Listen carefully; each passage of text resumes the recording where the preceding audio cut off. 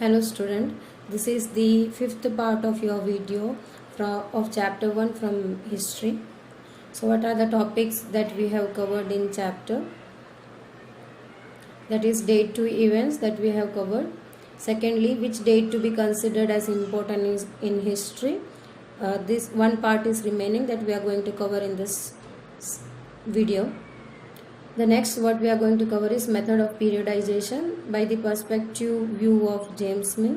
Next is what is colonial, and the last one is source of history and issues related to it.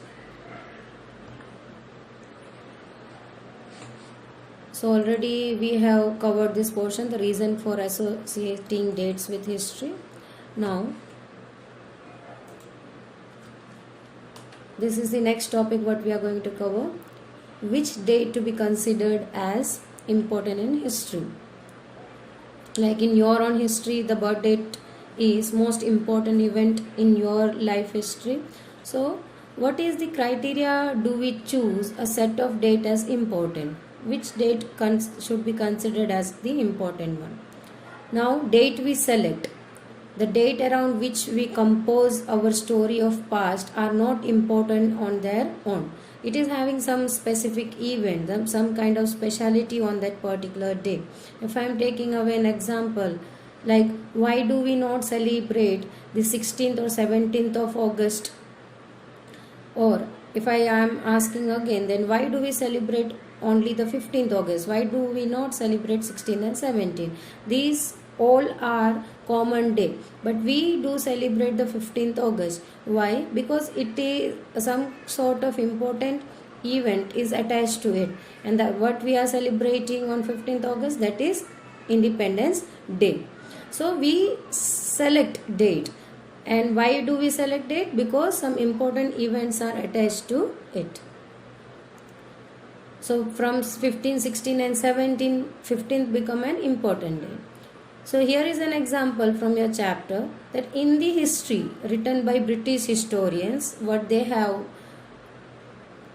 introduced the Indian history in India, the rule of each governor general was considered as important one. Like whose rule? The governor general's rule, that is Warren Hastings, and ended with the last Viceroy, that is Lord Mountbatten.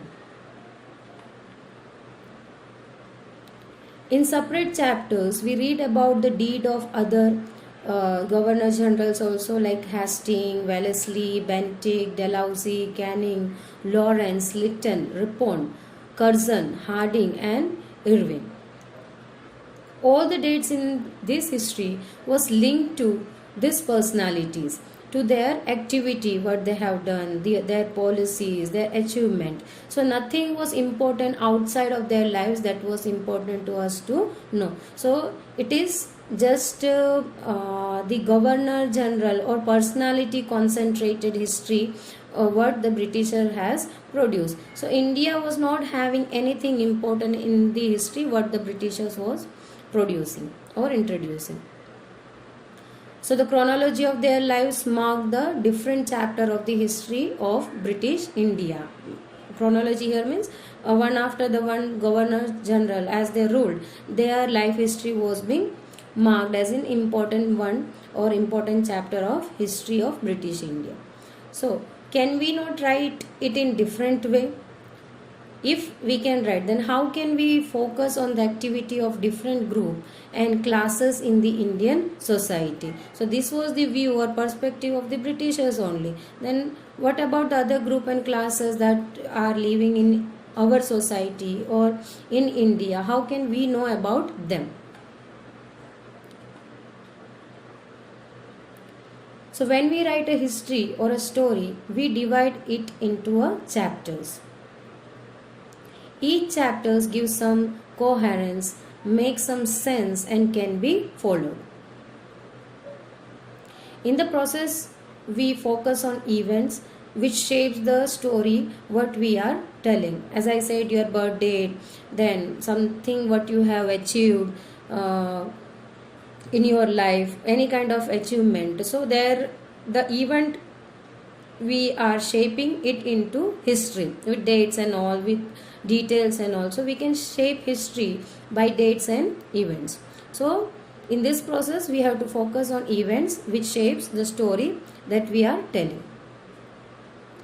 In the history that revolves around the British Governor Generals, the activities of Indians simply do not fit. They have no space. So it was all about only the Governor General or the British Governor General. The Indians were not fitting it into the history of what the British has produced or introduced. Clearly, we need another format for our history. If we want to know about our country, then we need another format. All dates will no longer have significance, but because that also was being produced by the British or introduced by the British itself. So a new set of dates will become more important for us to know.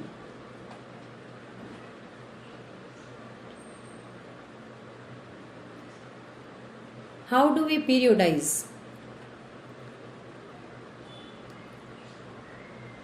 So this is the next topic, the perspective, the periodize, how the James Mill has periodized the whole India.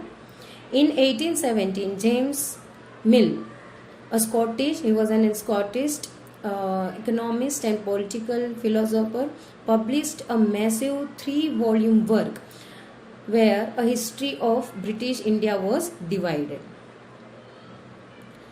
What does he done?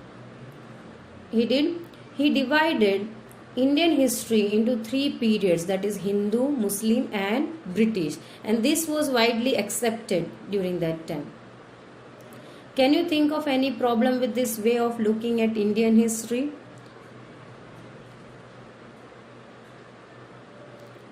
We can say this was the perspective of James Mill. This was not being looked after by the Indian historians. According to James Mill, that the ancient period was considered as Hindu, medieval was considered as the Muslim period, and modern was considered by the British, because in ancient the Hindu rulers were ruling, so they had considered ancient as Hindu period and medieval as Muslim, because the Delhi Sultans and Mughals came that time, and modern when the is marked with the arrival of Britishers. So this was the period which was considered as the Christian religion, because British was following the Christian religion.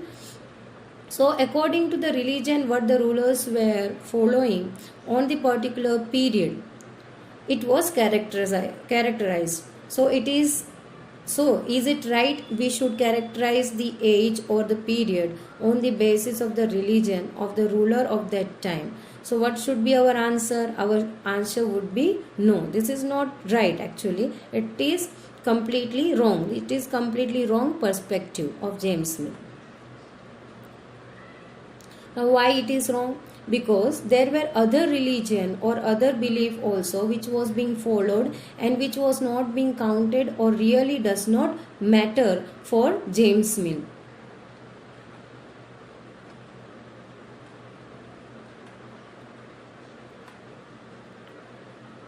Let's say when Delhi was ruled by Muslim rulers, meanwhile, this is the medieval period what I am talking about.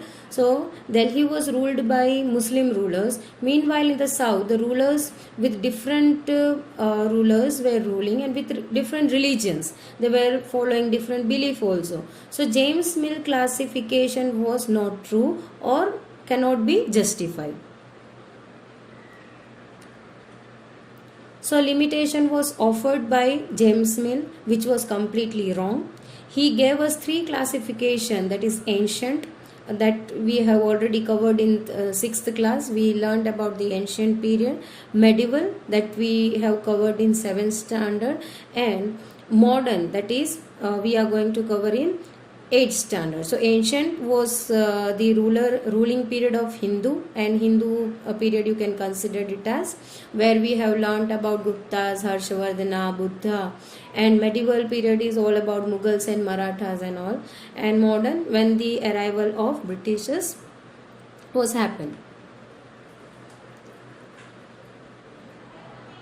Here it is, I have already written. In ancient we learn about Buddha, Gupta, In medieval, we learn about the Mughals, Marathas, etc. before the arrival of British and after the period of ancient. Modern should be associated. Now, the modern period, what we say that when the British arrived. So, what is modern period? So, modern should be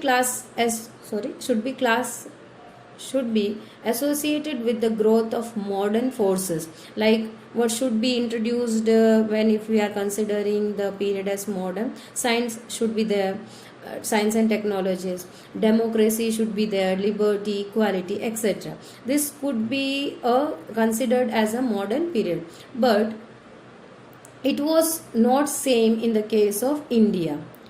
No, we were not having equality, liberty, or democracy. So it was not modern for us, because so many Indian historians referred this modern period as colonial period.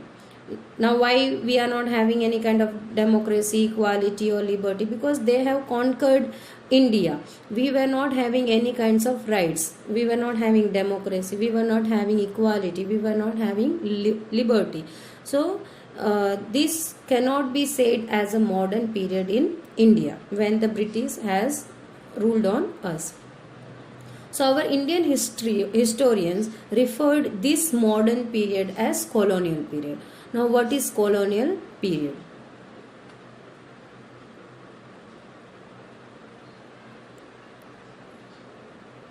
So